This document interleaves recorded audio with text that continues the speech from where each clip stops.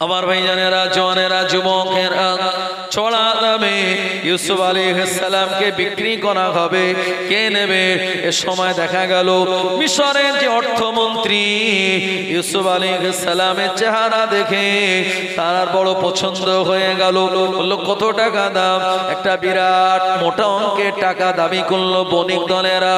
এ সময় মিশরের যে অর্থমন্ত্রী তার বিরাট টাকা পয়সা, কিন্তু না না না, তার ঘরে কোনো সন্তান নাই।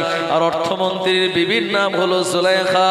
ও জওয়ানেরা, যুবকেরা, ছোট্ট বাচ্চা ইউসুফ আলাইহিস সালামকে কিনে নিয়ে গেলেন। এরপরে জুলাইখার কাছে গিয়ে বললেন, এ আমার বিবি জুলাইখা, আমাদের কোনো সন্তানাদি নাই, এই বাচ্চাটাকে আমরা নিয়ে লালন পালন করব।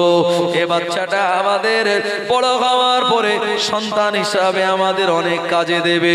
এই বাচ্চাটাকে আদর আর স্নেহ ভালোবাসা দিয়ে লালন পালন করো।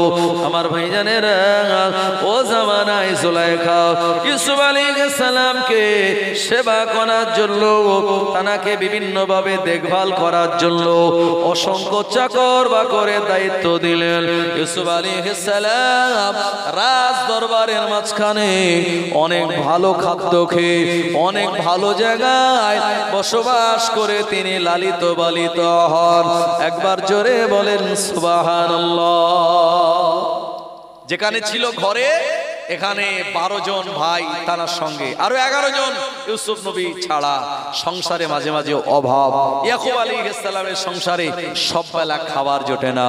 আল্লাহ পাক ইউসুফ নবীকে রাজদরবারের এমন এক গদিতে বসালেন যে জায়গায় চারিদিকে চাকর বাকর, কখন কি খাবার লাগবে, কখন পানি লাগবে, আপনার বিছানা শোয়ার জন্য ব্যবস্থা করে দেওয়া, গোসলের পানি তুলে দেওয়া, সমস্ত জামা কাপড় কেচে পরিষ্কার করে দেওয়া, একেবারে সব চাকর বাকররা করতে লাগলো। মানে রাজহালে ইউসুফ আলাইহিস সালামের জীবন অতিবাহিত হতে লাগলো। জোরে বলুন সুবহানাল্লাহ। এরপর ইউসুফ আলাইহিস সালাম, আল্লাহ পাক তাকে অনেক সুন্দর বানিয়েছিলেন। জি, আল্লাহ ইউসুফ নবীকে অনেক হোসন দিয়েছিলেন। এমন সৌন্দর্য চেহারার অধিকারী একজন যুবক আস্তে আস্তে যখন বেড়ে উঠলো, তার এই যে দাড়ি গোঁফ যখন উঠলো, আমার ভাইজানেরা, এই পুরুষের দাড়ি গোঁফ হলো, এটা হলো অলংকার। মেয়েদের অলংকার হলো কানের নথ, নাকে আপনার নাকের নথ, কানের ওই যে কি বলে ওটাকে, কানের যে বালা বা মাকড়ি থেকে শুরু করে আপনার গলার হার, আপনার হাতের বালা, কত কিছু, এগুলি মেয়েদের অলংকার। এটা মেয়েদের জন্য জায়েজ, হালাল। মেয়েদের জন্য শরীয়ত সোনা পরা হালাল করে দিয়েছে। আপনি পুরুষ যত কোটি টাকার মালিক হন না কেন, আপনি আমি চাইলে এটা সোনার আংটি, সোনার হার, সোনার কোন অলংকার পুরুষ পরতে পারে না। এটা পুরুষের জন্য আল্লাহ হারাম করে দিয়েছে। যদি কোনো পুরুষ এই সোনার জিনিস পরে, কিয়ামতের মহাময়দানে এই সোনার জিনিসগুলিকে আল্লাহ জাহান্নামের আগুন দিয়ে পুড়িয়ে এগুলিকে গরম করে তার শরীরে দিয়ে দেবে এবং সদা সর্বদা তার ছাকা লাগবে। জোরে বলেন নাউজুবিল্লাহ। এজন্য অনেক পুরুষ আছে মুসলমান ঘরের, যে একটাই ছেলে, তো ছেলের বার্থডে হবে, তারা দেখা গেল সোনার আংটি দিয়েছে, গলায় সোনার চেল ঝুলিয়ে দিয়েছে। না না না, এটা পুরুষের জন্য হারাম। পুরুষের জন্য গাঁটির নিচে লুঙ্গি পায়জামা ঝুলিয়ে পরা হারাম। আর নারীদের জন্য এটা জায়েজ। নারীরা তারা গাঁটের নিচে আপনার শাড়ি, তাদের সালোয়ার কামিজ, এগুলি তারা ঝুলিয়ে পরতে পারে, কিন্তু আমরা পরতে পারি না। যদি কোনো পুরুষ লুঙ্গি বা পায়জামা গাঁটের নিচে ঝুলিয়ে পড়ে, রাসূলুল্লাহ বলেছেন কিয়ামতের দিন আল্লাহ পাক তার দিকে রহমতের নজরে তাকাবে না এবং জমিনে ধসিয়ে দেয়া হবে। সে জমিনের তলায় যেতেই থাকবে, যেতেই থাকবে, যেতেই থাকবে। জোরে বলেন নাউজুবিল্লাহ। আমার ভাইজানেরা, নবী ইউসুফ আলাইহিস সালাম তার দাড়ি গোঁফ যখন উঠলো, আমার ভাইজানেরা, এ দাড়ি হলো পুরুষের একটা সৌন্দর্য। আল্লাহর নবী বললেন, তোমরা দাড়িটা লম্বা করো, গোঁফটাকে ছোট করো, এটা তোমাদের একটা অলংকার সাদৃশ্য। আমার ভাইজানেরা, দুনিয়ার জমিনে যত নবী এসেছিলেন সব নবীদের গোঁফ ছোট ছিল, দাড়ি বড় ছিল। কিন্তু আমরা যারা অনেকে নবীর উম্মত বলে দাবি করি, আমাদের গোঁফ বড় কিন্তু দাড়ি আপনার সারাদিনে আমরা 2-3 বার করে চাচ্ছি। না না না, অত্যন্ত এটা গর্হিত কাজ। ও নবীর উম্মতেরা, নবী ইউসুফ আলাইহিস সালামের এমন সৌন্দর্য চেহারা দেখে জুলাইখার মনের ভিতরে একটা বিরাট প্রেম জাগলো। জুলাইখা মনে মনে চিন্তা করলো, আমার স্বামী যে বর্তমান মিশরের অর্থমন্ত্রী, তার বয়স হয়ে গিয়েছে, তার যৌবন প্রায় শেষের দিকে। আমি জুলাইখা অনেক সুন্দরী, যৌবন এখনো আমার রয়েছে। এ সময় যদি আমি ইউসুফকে নিজের স্বামী হিসাবে পেয়ে যাই, জীবন আমার ধন্য হয়ে যাবে। ইউসুফ আলাইহিস সালাতু সালামের সঙ্গে জুলাইখা যখন কথা বলে, জুলাইখার চাল চলন আচরণ ইউসুফ নবীর মোটেও পছন্দ হয় না। আমার ভাইজানেরা, এই জন্য প্রিয় নবী বলেছেন, শয়তান দুনিয়াতে একটা জাল পেতে আছে। আমরা যেমন বর্ষায় পানি হলে মাঝে মাঝে জাল পাতি খালে বিলে পুকুরে, এই জালটা ফাঁস জাল, তাই না? হ্যাঁ, বিড়ার হাটে পাওয়া যায় না, ওই ব্যাংকের ওই নিচের দিকটায় ফাঁস জাল, যেটা পাতলে পরে লম্বা লম্বি টাঙিয়ে দিলে মাছ গেলে ওখানে বেঁধে যায়, আর সেখানে আমরা জালটা তুলে মাছটা ধরতে পারি। তো প্রিয় নবী বললেন যে দুনিয়াতে শয়তানও জাল ফেলে দিয়েছে এই মানুষকে, আদম সন্তানকে ধরার জন্য, যাতে পাপের ভিতরে তাকে প্রবিষ্ট করানো যায়। এই শয়তানের ফাঁদ আর জাল কি জানেন? বেপর্দা নারী। শয়তানের ফাঁদ কি? বেপর্দা নারী। আমি বলিনি, রাসূলুল্লাহ বলেছেন, আর নিসাউ হেবালাতিশ শায়াতিন। মেয়েরা হলো মেয়েরা মানে যারা বেপর্দা, তারা সব মা বোনেরা না, যারা পর্দা করে, নামাজ কালাম পড়ে, শরীয়ত মানে তারা নয়।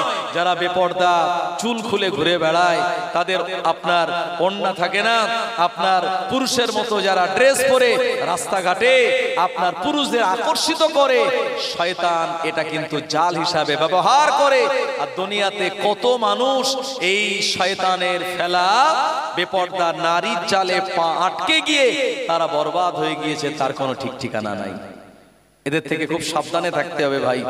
আমার ভাইজানেরা, ও নবীর উম্মত উম্মতানিরা, জুলাইখা বারবার ইউসুফ নবীকে নিজের দিকে আকর্ষিত করতে চায়।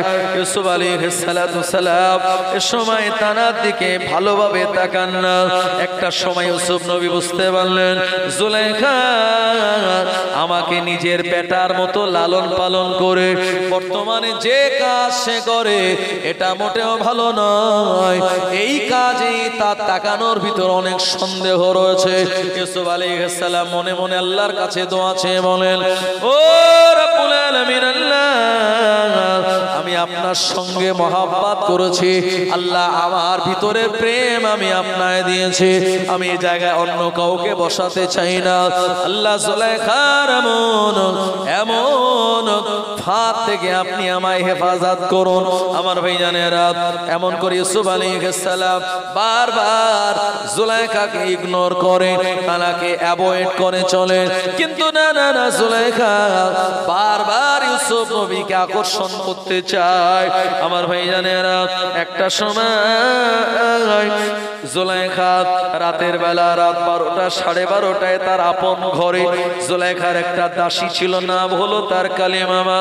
এ কালিমামাকে বলল, এ কালিমামা চলে যাও, ইউসুফকে আমার ঘরে রাতের বেলা ডেকে আনো। কালিমামা চলে গেল। ইউসুফ নবী তখন আপন ঘরের ভিতরে আল্লাহ পাকের নামাজে মশগুল ছিল। কালিমামা ঘরে প্রবেশ করে বলল, ও ইউসুফ, তুমি যার বাড়ি লালন পালন হও, যে তোমায় খাদ্য খোরাক গুলি দেয়, তোমার পোশাক আশাকের ব্যবস্থা করে দেয়, ওই জুলাইখা আজকে রাতের বেলা তোমায় এক্ষুনি ডেকেছে। ইউসুফ আলাইহিস সালাম বললেন, এখন রাতের বেলা নামাজের সময়, আমি এখন আল্লাহর নামাজে মগ্ন, এ সময় আমি এখন যাব না। কিন্তু বলল, না না, এক্ষুনি হুকুম হলো, এক্ষুনি তোমার যাওয়া লাগবে।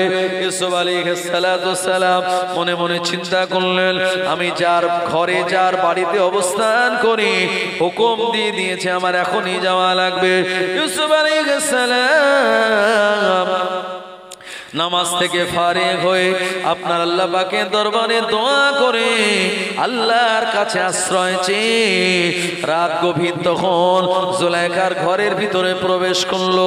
আমার ভাইজানেরা, ইউসুফ আলাইহিস সালাম দেখে জুলাইখা রাতের বেলা নিজেকে অনেক সাজিয়ে গুজিয়ে নিয়েছে, অনেক সুন্দর করে সাজিয়ে গুজিয়ে এমন ভাবে ইউসুফ নবীর সামনে দাঁড়িয়ে গেল যাতে ইউসুফ নবী জুলাইখাকে দেখে আকর্ষিত হয়ে পড়ে।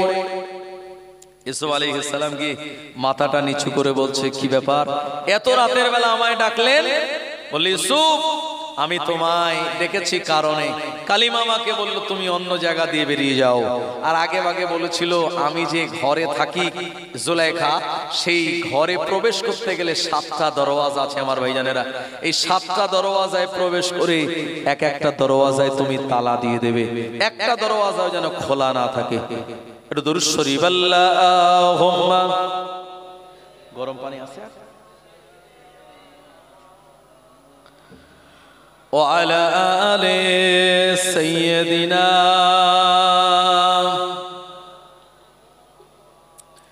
या नबी मोहम्मद या रसूल मोहम्मद तुमी मोर शाफायात, तुमी मोर शाफायात। या नबी मोहम्मद या रसूल मोहम्मद तुमी मोर शाफायात, तुमी मोर शाफायात। पेले दीदार एकटी बार তোমাকে খোদার কসম কলিজার মায়া দিয়ে তখন ধোয়াবো তোমার কদম। ওয়াইস করুনি দেখেনি ভাঙে ইশকে সকল দাঁত, তুমি মোর শাফায়াত, তুমি মোর শাফায়াত। ইয়া নবী মোহাম্মদ ইয়া রাসূল মোহাম্মদ তুমি মোর শাফায়াত, তুমি মোর শাফায়াত। কোরআন দেখ 101 আল কোরআনে নবীর নাম দুটি কম, আল্লাহর নাম 99 গিয়ে থাম। কুসুম বিহীন দেখো ডিম এর পাবে না কোনো স্বাদ, তুমি মোর শাফায়াত, তুমি মোর শাফায়াত। ইয়া নবী মুহাম্মদ ইয়া রাসূল মুহাম্মদ তুমি মোর শাফায়াত, তুমি মোর শাফায়াত। আল্লাহুম্মা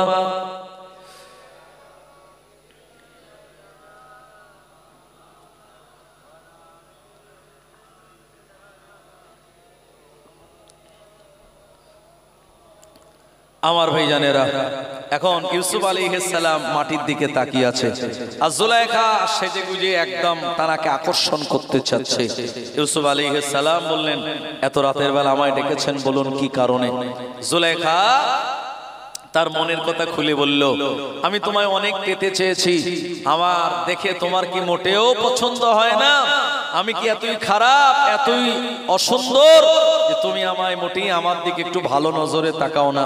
ইউসুফ আলাইহিস সালাম বললেন, দেখুন জুলাইখা, আমি আপনার কাছে লালন পালন হয়েছি আপনার বাড়ির ছেলের মতো, আর আপনি এমন কথা বলছেন কি করে, বলতে পারেনি বা কি করে? জুলাইখা বলল, দেখো তুমি তো আমার নিজের পেটের সন্তান নয়, আর আমি তো তোমার সত্যি মা নই, তোমার সঙ্গে আমার রক্তের কোনো সম্পর্ক নেই। আমার বাড়ি মিশরে, তোমার বাড়ি কেনানে, অনেক দূরত্ব, সুতরাং এই সম্পর্কটা তুমি কেন মেনে নিতে চাচ্ছ না?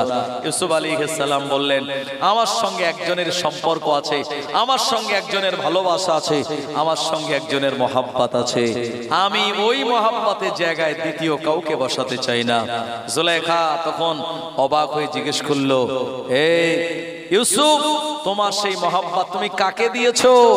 এ সময় ইউসুফ আলাইহিস সালাম বললেন, তিনি হলেন এমন একজন যিনি হলেন আসমানের মালিক, জমিনের মালিক, পাহাড় পর্বত সমুদ্রের মালিক, যিনি আমায় বানিয়েছেন, আপনায় বানিয়েছেন, উনি হলেন আমার আল্লাহ। জোরে বলেন সুবহানাল্লাহ। ও জানেন না যুবকেরা, জুলাইখা বলল, আরে আল্লাহর মহাব্বত তোমার তোমার ভিতরে আছে থাক, কিন্তু আমায় একটু মহব্বত করো। এ সময় ইউসুফ আলাইহিস সালামের কাছে পেতে চায়, জুলেখা কাছে আসতে চায়। ইউসুফ আলাইহিস সালাম মনে মনে আল্লাহর দরবারে তিনি দোয়া করে বললেন, ও রব্বুল আলামিন, আল্লাহ আজকে এই সমূহ বিপদ থেকে আপনি আমায় রক্ষা করুন। আল্লাহ পাক, আমি তো পাক, কোন নারীর স্পর্শ আমার শরীরে লাগে নাই। আল্লাহ পাক, আমি জীবনে কোন নারীর গায়ে হাত দিইনি, কোন নারী আমার গায়ে হাত দিতে পারেনি। আল্লাহ পাক, আপনি আমার পবিত্র শরীরটাকে অপবিত্র করে দেবেন না। আল্লাহ কঠিন চক্রান্ত দেখে আপনি আমায় বাঁচান। আমার আল্লাহ বললেন, জিবরাইল, আমার ইউসুফ মনে মনে কাঁদে। আমার ইউসুফকে জুলেখা স্পর্শ করার আগে, ছোঁয়ার আগে তুমি চলে যাও, আমার ইউসুফের কানে কানে বলে দাও, আমার ইউসুফ যেন পালানোর জন্য তালা লাগানো দরওয়াজার দিকে দৌড়ায়। জিবরাইল আলাইহিস সালাম বললেন, ও আল্লাহর বান্দা ইউসুফ সিদ্দিকুল্লাহ, আপনি দেরি করবেন না, যে দরওয়াজায় তালা লাগানো ওই দিকে আপনি দৌড়ান। ইউসুফ আলাইহিস সালাম চিন্তা করে, আল্লাহ এ দরওয়াজায় তালা দেওয়া, ওদিকে দৌড়ালে আমি কেমন করে পরিত্রাণ পাবো? তবে যেহেতু আল্লাহ বলেছেন ফেরেশতার মাধ্যমে আমি দৌড়িয়ে দেখি, দৌড়ানোর পর আল্লাহ হয়তো কোনো রাস্তার ব্যবস্থা করে দেবে। ইউসুফ আলাইহিস সালাম যখন তালা বন্ধ করা দরওয়াজার দিকে দৌড়ালো, আমার ভাইজানেরা, আমার আল্লাহর অপার কুদরতি ক্ষমতায় ওই ঘরের দরওয়াজার তালাটা খুলে গিয়ে দরওয়াজায় হাত দেওয়ার আগে এমনি এমনি দরওয়াজাটা ওপেন হয়ে যায়। আরো জনে বলেন সুবহানাল্লাহ। মাঝে মাঝে অনেকে মোবাইলে ফেস লক করে, আছে না না এরকম সিস্টেম যে আপনার ফিঙ্গার দিয়ে মোবাইল লক করা যাবে, আপনার নাম্বার দিয়ে প্যাটার্ন দিয়ে আবার ফেস লক মানে ফেস দিয়েও লক করা যাবে। আমার ভাইজানের আল্লাহ পাক ওই ঘরে তালাগুলি ইউসুফ নবীর ফেসটাকে চাবি বানিয়ে দিয়েছিলেন। সুবহানাল্লাহ বলেন। সামনে গিয়ে যেই দাঁড়িয়েছে তালা খুলে, হ্যাসবল খুলে দরওয়াজা ওপেন। আর যখন দৌড়ানো শুরু করলো, জুলেখা বলল, মনে হয় এই দরওয়াজায় তালা লাগাতে ভুলে গেছে কালী বাবা। ইউসুফ দৌড়ে লাভ হবে না, আরো 6টা দরওয়াজায় শক্তপোক্ত তালা দেওয়া, আর সব তালার চাবি আমার কাছে। ইউসুফ আলাইহিস সালাম দৌড়ানো বন্ধ করেন নাই, উনি দৌড়াতে লাগলেন। দ্বিতীয় দরওয়াজার কাছে যখন গেলেন, আমার ভাইজানেরা, ওই দরওয়াজার কাছে যাওয়ার সঙ্গে সঙ্গে আমার আল্লাহ তালার জন্য দ্বিতীয় দরওয়াজা ওপেন করে দিলেন। আর জুলেখা দেখে অবাক, কি সর্বনাশ, এ দরওয়াজায় তো তালা লাগানো ছিল, কেমন করে খোলা যায়? জুলেখা দেরি না করে এবারে সে দৌড়াতে লাগলো। ইউসুফ নবী তৃতীয় দরওয়াজার কাছে গেলেন, 3 নম্বর দরওয়াজা খুলে গেল। 4র্থ নম্বর দরওয়াজার কাছে গেলেন, 4 নম্বর দরওয়াজা খুলে গেল। 5 নম্বর দরওয়াজার কাছে দৌড়ে গেলেন, আর যাওয়ার সঙ্গে সঙ্গে 5 নম্বর দরওয়াজাও খুলে গেল। 6 নম্বর দরওয়াজার কাছে গেলেন, আর ইউসুফ নবী যাওয়ার সঙ্গে সঙ্গে 6 নম্বর দরওয়াজা খুলে গেল। ইউসুফ নবী দৌড়ায়, আর জুলেখা রাতের বেলা ইউসুফ নবীকে ধরার জন্য ইউসুফ নবীর পিছনে পিছনে দৌড়ায়। 7 নম্বর যে দরওয়াজা, ওই দরওয়াজার বাইরের দিকে জুলেখার স্বামী মিশরের যে অর্থমন্ত্রী, আগে ভাগে সে কিন্তু একটা সিটকানি লাগিয়ে দিয়েছিল যে রাত অনেক হয়ে গেল, একটু দরওয়াজাটা লাগিয়ে দে। ইউসুফ নবী ওই জায়গায় যাওয়ার সঙ্গে সঙ্গে আর দরওয়াজা খুললো না, দরওয়াজাটা ধরে ঝাঁকাতে লাগলেন। এদিকে জুলেখা চলে আসলো, ইউসুফ নবীর গায়ে জামাটা ধরলো পিছন দিকে, এক টান ধরলো খামচা দিয়ে, আর সঙ্গে সঙ্গে ইউসুফ নবীর গায়ের পাঞ্জাবির অংশটা পিছনের দিক থেকে ছিঁড়ে গিয়ে জুলেখার হাতে চলে যায়। দরওয়াজা ঝাঁকাচ্ছে, ওপারে জুলেখার স্বামী দেখে কি ব্যাপার, রাত এত, এই রাতের বেলা দরওয়াজাকে ঝাঁকায়। দরওয়াজার হ্যাসবল খুলে দেখছে ইউসুফ আলাইহিস সালাম, তিনি ঘেমে গিয়েছেন, আর পিছনে তার স্ত্রী জুলেখা। এ জুলেখা, কি ব্যাপার এত রাতের বেলা?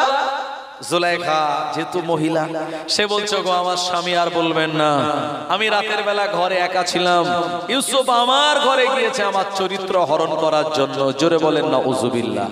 একদম পুরো কাঁচা মিথ্যা কথা বলে দিল। আমার ভাইজানেরা, ইউসুফ আলাইহিস সালাতু সালাম তিনি দাঁড়িয়ে রইলেন। মিশরের অর্থমন্ত্রী এই কথা শুনে তার চোখ লাল হয়ে গেল। বলে জুলাইখা, তুমি যে ইউসুফের ব্যাপারে বলছো যে ইউসুফ আমার বাড়িতে ছেলের মতো মানুষ হয়েছে, তার ব্যাপারে এই কথা বলছো, তোমার প্রমাণ আছে? বললে হ্যাঁ, আমার প্রমাণ হলো এই তো পিছনে কালী মামা, মানে যে তালা লাগিয়ে অন্য রাস্তা দিয়ে গিয়েছিল, সে অলরেডি এই দরওয়াজার আওয়াজ হাঁক ডাক শুনে চলে এসেছে। কালী মামা বলছে হ্যাঁ হ্যাঁ, এই রাতের বেলা যখন জুলাইখা ঘরে, ইউসুফ তখন ঢুকেছিল, আমি তার সাক্ষী।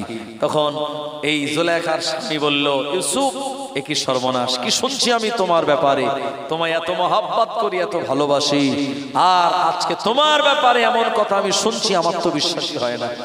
ইউসুফ আলাইহিস সালাম বলছেন, আপনি যা শুনছেন সবটাই মিথ্যা কথা, সবটাই রং কথা, ভুল কথা। না না, এমনটা নয়, বরঞ্চ আমায় রাতের বেলা তার ঘরে ডেকে আমার সঙ্গে ফিজিক্যাল রিলেশন করতে চেয়েছিল। আমি পরিত্রাণ পাওয়ার জন্য দৌড় লাগিয়েছি, আর এ জায়গায় এসে পৌঁছে গিয়েছি। জুলাইখার স্বামী বলল, ইউসুফ যদি তুমি এই কথা বলো, তোমার কি কোনো সাক্ষী আছে? ইউসুফ আলাইহিস সালাম বলেন, আমার সাক্ষী হলেন আল্লাহ, এই মুহূর্তে আমার এই জায়গায় কোনো সাক্ষী নাই। জুলাইখার স্বামী বলল, না, এমন সাক্ষী আমি চাই না, বরঞ্চ এমন একটা সাক্ষী দাও যেটা এই জায়গায় তোমার হয়ে তোমার এই পাক পবিত্রতার সে প্রমাণ দেবে। ইউসুফ আলাইহিস সালাম বলেন, আমার সাক্ষী হলেন আমার আল্লাহ। ভাই, মেয়েদের ভিতরে ছলনা আছে না নাই? আছে। সঙ্গে সঙ্গে জুলাইখা 180 ডিগ্রি ঘুরে গেল। কেমন করে ভাবতে পারেন? এই জায়গায় একটা কথা বলে রাখি, একজন আল্লাহর ওলি তিনি কেতাবে পড়েছেন যে মেয়েরা হলো ছলনাময়ী, কারণ আল্লাহ পাক মেয়েদেরকে আদম নবীর পাঁজরের বেঁকা হাড় দিয়ে বানিয়েছেন। তাই মেয়েদের সঠিকভাবে পরিচালিত করতে না পারলে ভাই আপনি সমস্যায় পড়বেন। আর মেয়েরা কিন্তু সব সময় সোজা রাস্তায় চলে না, একটু বাঁকা রাস্তা ধরে। আপনি যদি বাঁকা রাস্তা ধরেন ভাই, তো আপনি তাদেরকে রিকভারি দিতে পারবেন, তাদেরকে ঠিক জায়গায় আনতে পারবেন। আপনি যদি সোজা রাস্তায় চলেন ভাই, কখন যে আপনাকে ঠকিয়ে চলে যাবে আপনি বুঝতে পারবেন না। তো একজন আল্লাহর ওলি সে এটা পড়েছে যে মেয়েরা খুব ছলনাময়ী হয়, তবে সব মেয়েরা নয়, কিছু কিছু মেয়েরা। এখন আল্লাহর ওলি রাস্তা দিয়ে যাচ্ছিল, যেতে যেতে দেখছে একটা কুয়ার পাশে একটা সুন্দরী যুবতী দাঁড়িয়ে আছে। আল্লাহর ওলি বলছেন, এ মহিলা, শুনেছি তোমরা নাকি অনেক ছলনা করতে পারো, তোমার সেই ছলনা একটু আমায় দেখাবে? তো ওই মেয়েটা বললো, কেন, আপনি দেখতে চান কেন? বললো, আমি দেখতে চাই, এর থেকে আমি একটু শিক্ষা গ্রহণ করতে চাই। তো মেয়েটা বললো, ঠিক আছে, রেডি হন। সঙ্গে সঙ্গে ওই সুন্দরী মহিলাটা কুয়ার পাশে দাঁড়িয়ে চিৎকার দিতে লাগলো, আর গায়ের যে শাড়ি টাড়ি জামা ছিল ভাই, সেগুলো একটু ছিঁড়ে টিড়ে একটু খুলে ফেলার মতো অবস্থা করলো, আর চিৎকার দিচ্ছে। আর মহিলাদের চিৎকার শুনে, মহিলার চিৎকার শুনে আশপাশে যত বাড়ি ঘর ছিল, মহল্লার লোকেরা ছুটে আসছে, নিশ্চয়ই কোনো মহিলা বিপদে পড়েছে। আমার ভাইজানেরা, এখন আল্লাহর ওলি বলছে, এ মহিলা, তুমি কি করছো? আমি তোমায় একটু দেখাতে বললাম তোমার ছলনা, আর এমন একটা জিনিস তুমি করতে যাচ্ছ, লোকজন তো ছুটে আসছে, সবাই তো আমায় মারবে। তুমি এমন একটা ড্রামা করছো যে লোকজন আমাকে তো ভাববে যে আমি মনে হয় তোমাকে শ্লীলতাহানি করেছি, এমনটা করো না। তো ওই মহিলা বলছে, আরে হুজুর দাঁড়ান, আপনি তো দেখতে চেয়েছেন, এখনো তো খেলা শুরু হলো, শেষ তো হয়নি। তো লোকজন যখন সব ওই হুজুরটাকে মারবে বলে লাঠি সোটা নিয়ে আসছে, হঠাৎ করে কুয়া থেকে এক বালতি পানি তুলে মেয়েটা তার শরীরটা ভিজিয়ে দিল। লোকজন এসে বলছে, কি হলো, কি হলো? মহিলাটা তখন বলছে, আরে কিছু হয়নি, ব্যাপার হয়েছিল কি, আমি কুয়া থেকে পানি তুলতে গিয়েছিলাম, আর আমি কুয়ার মধ্যে পড়ে গেলাম, এই ভালো মানুষটা আমায় হাত ধরে তুলে দিল, আর আমি এখন পরিত্রাণ পেয়ে গেলাম। যারাই লাঠিসোটা নিয়ে মারতে এসেছিল, তারাই ওই আল্লাহর ওলিটাকে বলল, থ্যাংক ইউ, আপনার, তাকে ভালো ওয়েলকাম, স্বাগতম, কংগ্রাচুলেশন, ধন্যবাদ জানিয়ে বিদায় নিল। এরপরে ওই মহিলা বলল, হুজুর দেখেছেন তো আমার ছলনা, যদি আমি গায়ে পানি দিয়ে না ভেজাতাম তাহলে লোক ভাবতো আপনি আমায় শ্লীলতাহানি করেছেন। কিন্তু না, তারা যখন আসছিল এমন একটা ভেবে, আর আমি এমন উল্টো কথা বলে দিয়েছি, তারা সবাই আপনাকে ভালোবেসে থ্যাংক ইউ বলে বিদায় নিল। আল্লাহর ওলি বলছে, হ্যাঁ সত্যি তোমার মধ্যে যে ছলন আছে আমি তা দেখতে পেলাম। ঠিক এরকম ভাবে জুলাইখা পুরো ছলনা করে ইউসুফ নবীকে ফাঁসিয়ে দিলেন। ইউসুফ আলাইহিস সালাম আল্লাহকে বলে, আল্লাহ আপনি আমার সাক্ষী, আপনি ছাড়া তো কেউ নেই, আল্লাহ একটা ব্যবস্থা করে দিন। আমার আল্লাহ রাব্বুল আলামিন বললেন, জিবরাইল চলে যাও, দেরি করো না, আমার নবী ইউসুফের কানে কানে গিয়ে বলে দাও, আমার নবী ইউসুফের সাক্ষী একজন আছে, ওই সাক্ষীটা সাধারণ কোনো মানুষ নয়, ওই সাক্ষীটা হলো জুলাইখার একটা খালাতো বোন আছে। ওই রাজদরবারে জুলাইখার খালাতো বোনের একটা বেটা আছে, এই ছেলেটার নাম হলো কিসেন। এই ছেলেটার মাত্র 3 দিন বয়স, কোন কেতাবে এসেছে না না না 3 মাস বয়স।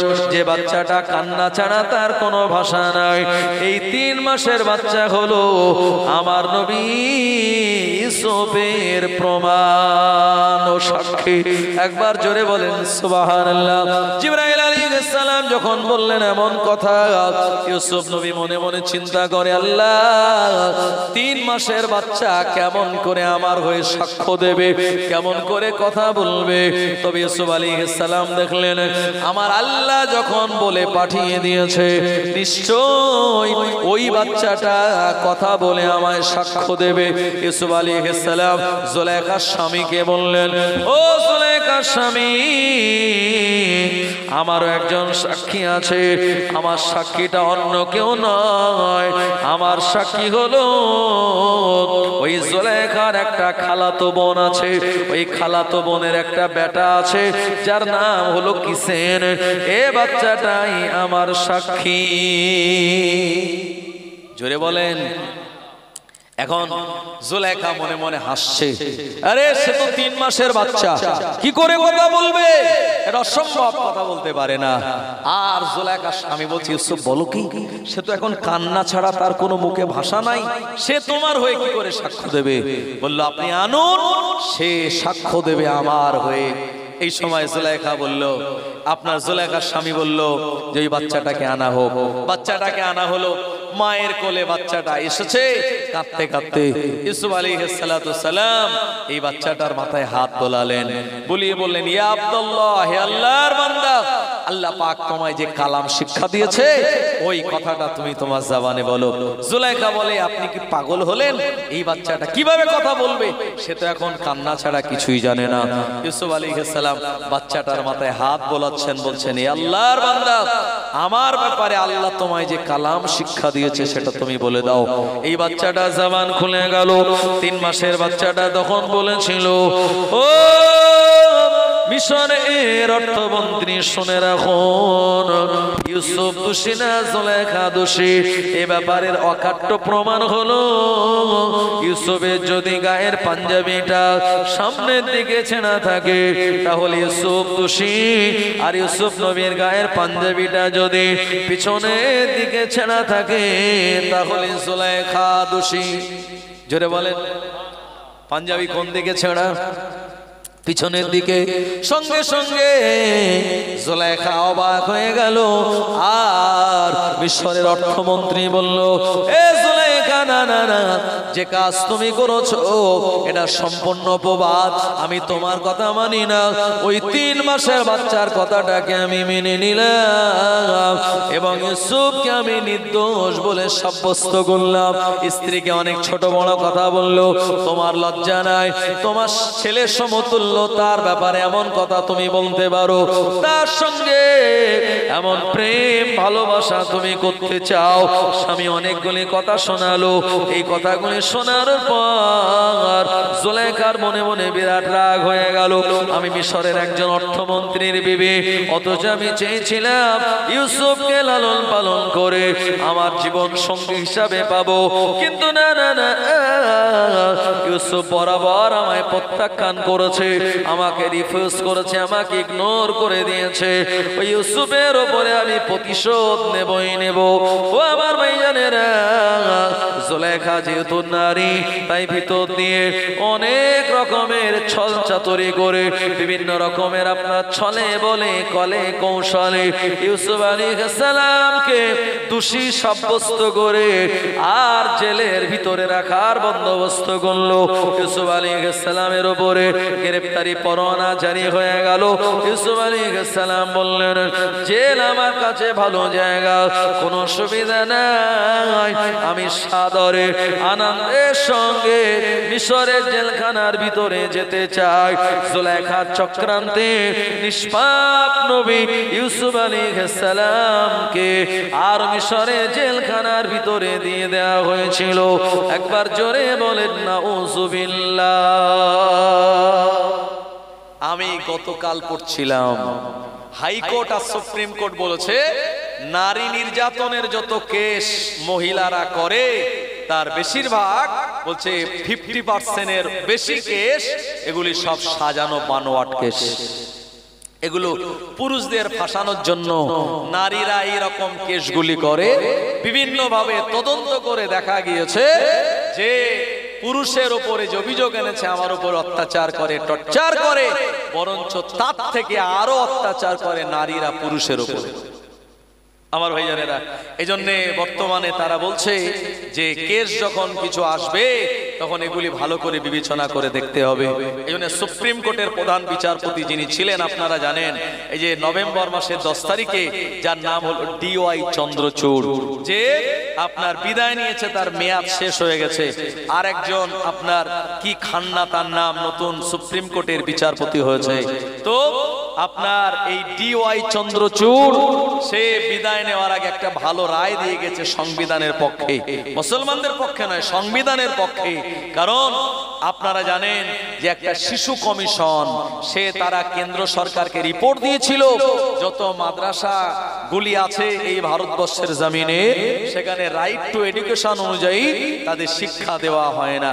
আপনার শিক্ষার যে আইন রয়েছে, এডুকেশন যে 2009-এর যে আপনার এক আইন, ওই আইন অনুযায়ী তাদেরকে বঞ্চিত করা হয়। শিশু কমিশনের যে রিপোর্ট,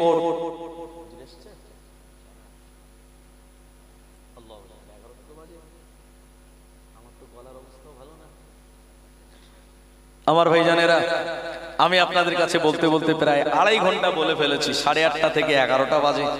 তো বুঝতেই পাচ্ছেন যে প্রতিনিয়ত যেহেতু মাহফিল, তাই আমার গলার অবস্থাটাও ভালো না। তার উপরে আবার এক তো রাতের বেলা মাহফিল, আবার দিনের বেলায় বাচ্চা কাচ্চাদের পিছনে বকবক করা, তাই না? প্রতিদিন 4-5টা ক্লাস, মানে একটা ক্লাস 40 মিনিটের ক্লাস। তো 40 মিনিটের ক্লাস মানে এই 40 মিনিট করে যদি 5-40 কত হয়? হ্যাঁ, 200 মিনিট। 200 মিনিট মানে ক ঘন্টা? প্রায় 3 ঘন্টারও বেশি সময়। তো দিনের বেলাও মাদ্রাসায় গিয়ে বাচ্চা কাচ্চার পিছনে বকবক করা, তাদেরকে পড়ানো, এটা যেমন একটা গলার উপরে চাপ, তার উপরে আবার রাতের বেলা মাহফিল। তো যাই হোক, তার উপরেও গলাটা বসে আছে, বলতে অসুবিধা হচ্ছে। তারপরেও হুজুর যতটুকু সংবাদ পাওয়া গেল যে ফুরফুরা শরীফের পীরজাদা মেহরাব সিদ্দিকী সাহেব তিনি আসছেন, তবে রাস্তায় জ্যামে আটকে পড়েছেন। তো মোটামুটি আমি আরো কিছুক্ষণ বলি, 2 ঘন্টার বেশি বলাটা খুব কষ্টকর। তারপরে আমি 2.5 ঘন্টা বলেছি। তো দেখা যাক তিনি কতক্ষণে আসেন, আর আপনারা একটু ধৈর্য ধরে শুনতে থাকুন। তবে আশা করি আপনারা ধৈর্য ধরে শুনবেন এবং একটু প্রাণ খুলে একটু আল্লাহর নাম নেন। নারে তাকবীর, জোরে হবে না? নারে তাকবীর। ভাই আমার গলার সাউন্ড বসে গেছে বলে কি আপনারাও আসতে বলছেন? জোরে তাকবীরের আওয়াজ দেন। তাকবীরের আওয়াজ দিলে 3টে ফায়দা। 1 নম্বর হলো আল্লাহর রহমত নাজিল হয়, 2য় নম্বরে শয়তান পালায়, 3য় নম্বরে আমাদের ঈমানের পাওয়ার বাড়ে। নারে তাকবীর মানে আল্লাহর এই যে আওয়াজ, উচ্চ আওয়াজ কি আমরা বলি আল্লাহু আকবার, মানে আল্লাহ মহান। এই আওয়াজটা আল্লাহর কাছে অত্যন্ত পছন্দনীয়। তাই একটা লম্বা জায়গা, অনেক মানুষ আপনারা এসেছেন, একটু প্রাণ খুলে আল্লাহর নাম নেন। নারে তাকবীর। আর একটু জোরে দিতে হবে, নারে তাকবীর। হিজবুল্লাহ বিড়া মল্লিক পাড়া গ্রামে বাৎসরিক ইসালে সওয়াব শ্রোতা বিন্দু উলামায়ে কেরাম সিলসিলায়ে হক মুজাদ্দিদু জামান, মুজাদ্দিদু জামানের সিলসিলা নারে তাকবীর। একটু দুরূদ শরীফ আল্লাহুম্মা সাল্লি আলা সাইয়্যিদিনা।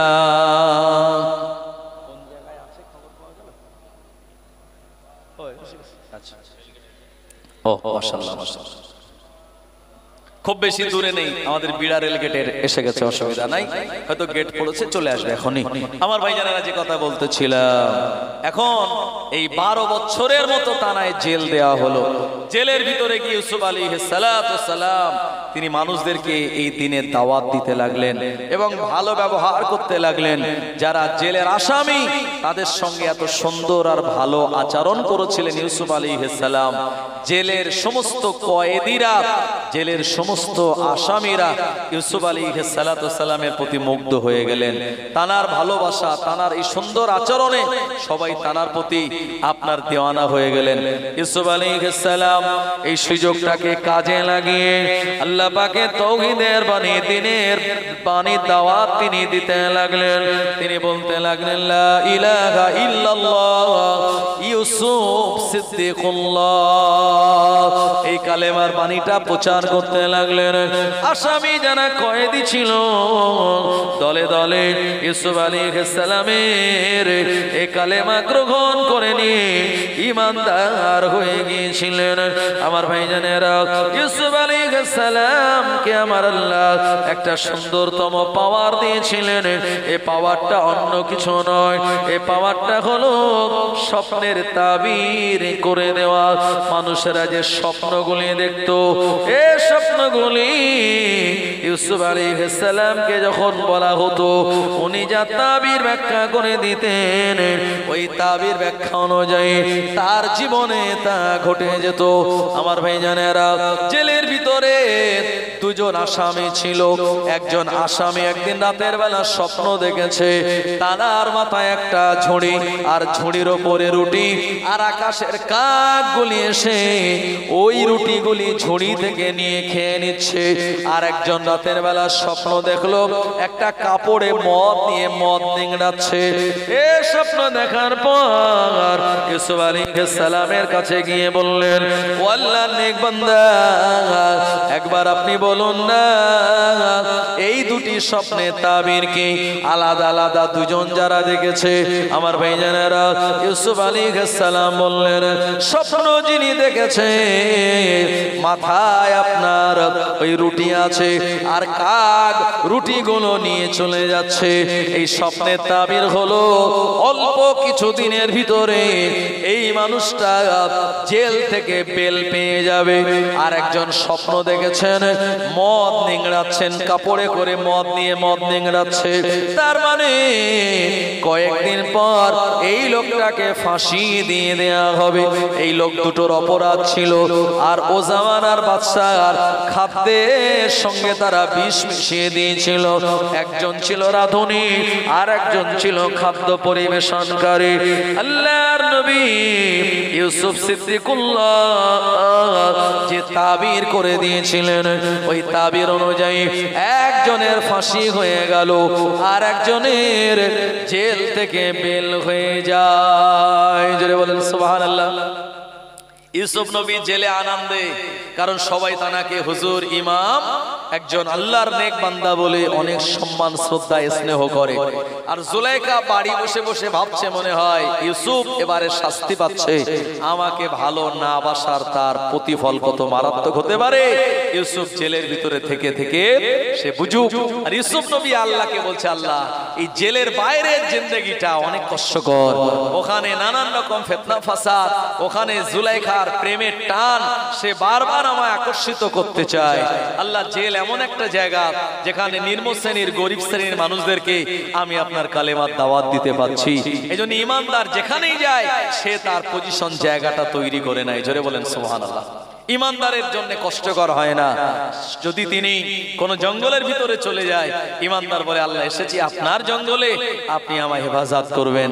যেমন ভাবে মুজাদ্দিদুজ জামানের যিনি পীর, আপনার কলকাতার মানিকতলা সুফি ফতেহ আলী রাহমাতুল্লাহ আলাইহি জঙ্গলের ভিতরে ঢুকে আল্লাহকে বলতেন, আল্লাহ আপনার জঙ্গলে এসেছি, আপনি হেফাজত করবেন।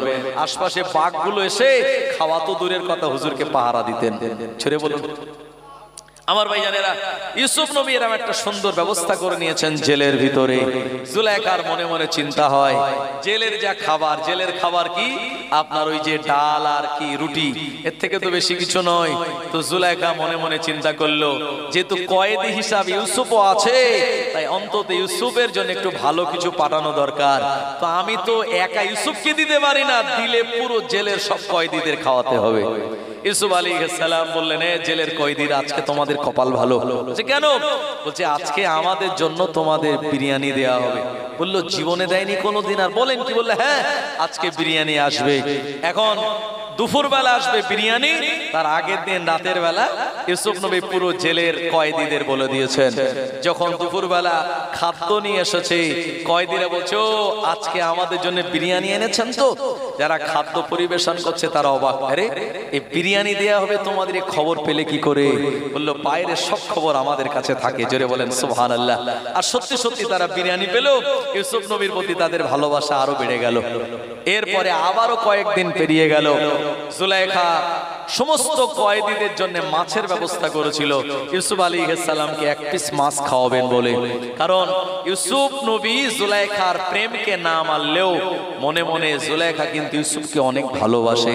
মাছ দেওয়ার আগে আগের দিন রাতের বেলা ইউসুফ নবী বলে দিয়েছেন, আগামীকাল তোমাদেরকে খাওয়ার জন্য মাছ দেয়া হবে। আর সত্যি পরের দিন তাই আসলো মাছ। এটা দেখার পর কয়েদিরা অবাক হয়ে বলল, হুজুর আপনি যা বলেন সব তো খেটে যায়। ইউসুফ আলাইহিস সালাম বললেন, আমি আল্লাহর একজন নবী।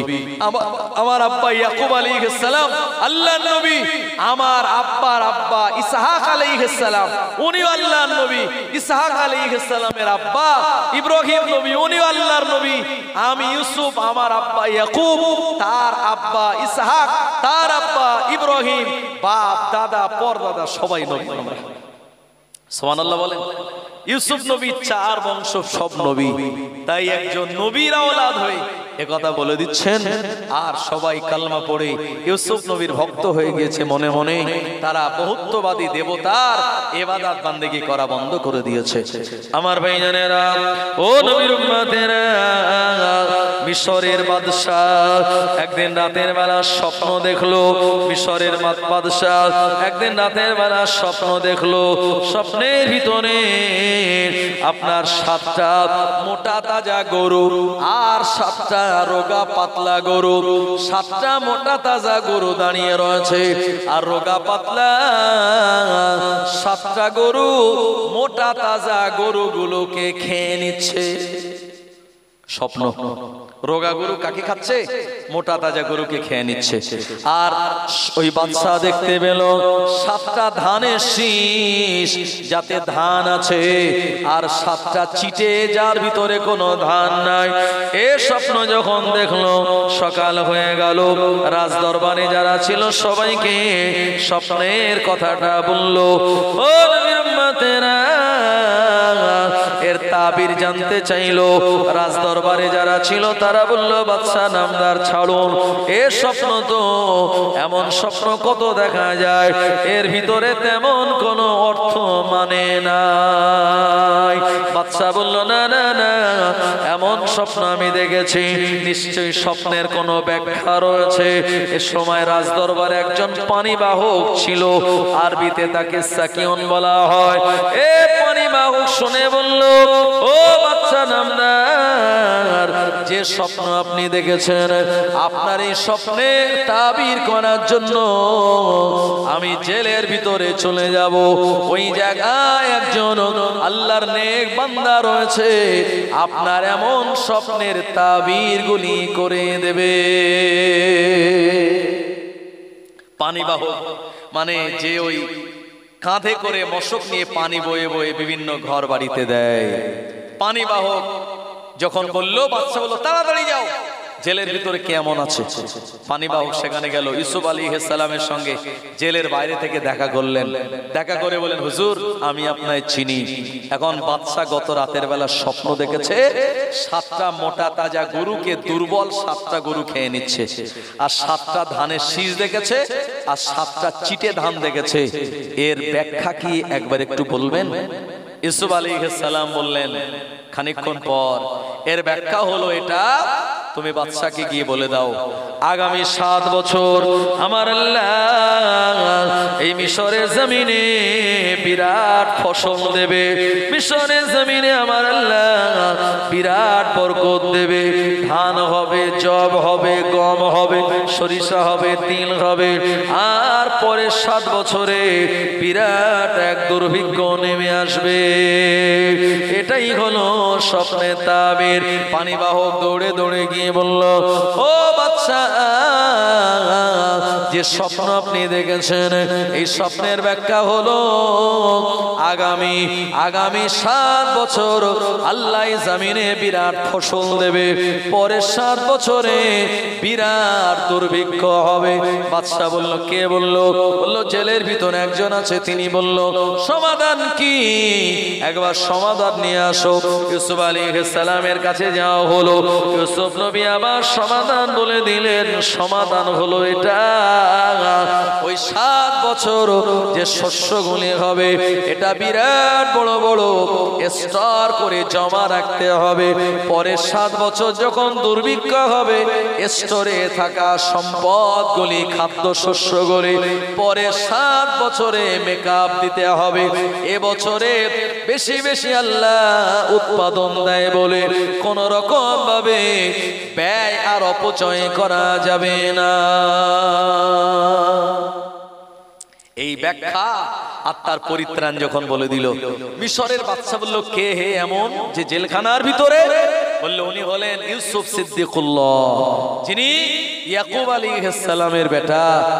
তিনি জেলের ভিতরে, আর তিনি যা তাবির করেন তা বাস্তবে হয়। বলল জেলে কেন? বলল এটা মিশরের অর্থমন্ত্রীর বিবি জুলাইখার কুচক্রান্তে তাকে জেলে দেয়া হয়েছে বিনা কারণে। বাদশা সঙ্গে সঙ্গে রাগান্বিত হলেন, এক্ষুনি ইমিডিয়েট তাকে বেল দিয়ে দাও, এবং সেই যুবককে আমি দেখতে চাই যার ভিতরে তাবির করার এমন ইলম আছে।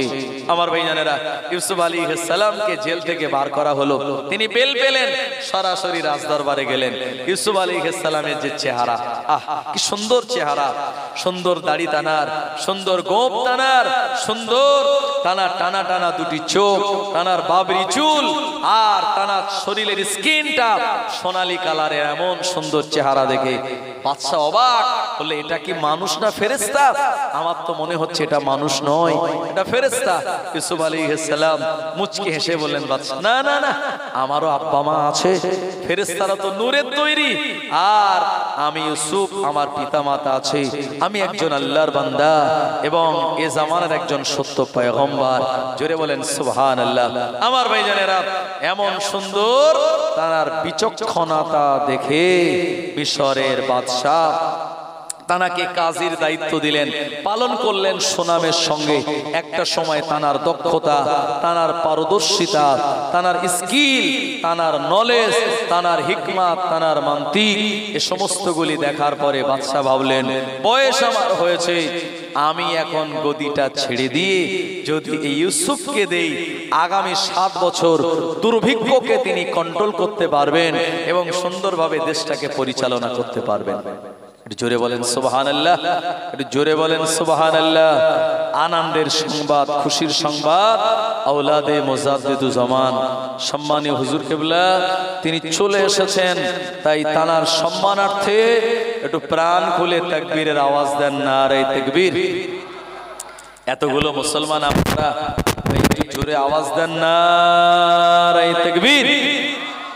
মল্লিকপাড়া গ্রামে বাৎসরিক ইসালে সওয়াব औलादे मुजाद्दिदु ज़मान, औलादे मुजाद्दिदु ज़मान जनाब सम्मानियो भाईजान हुजूर किबला सिलसिलाए हक मुजाद्दिदु ज़मान मसलाके मुजाद्दिदु ज़मान मक्का शरीफ, मदीना शरीफ, आजमीर शरीफ, बागदाद शरीफ, ফুরফুরা শরীফ নারায়ে তাকবীর।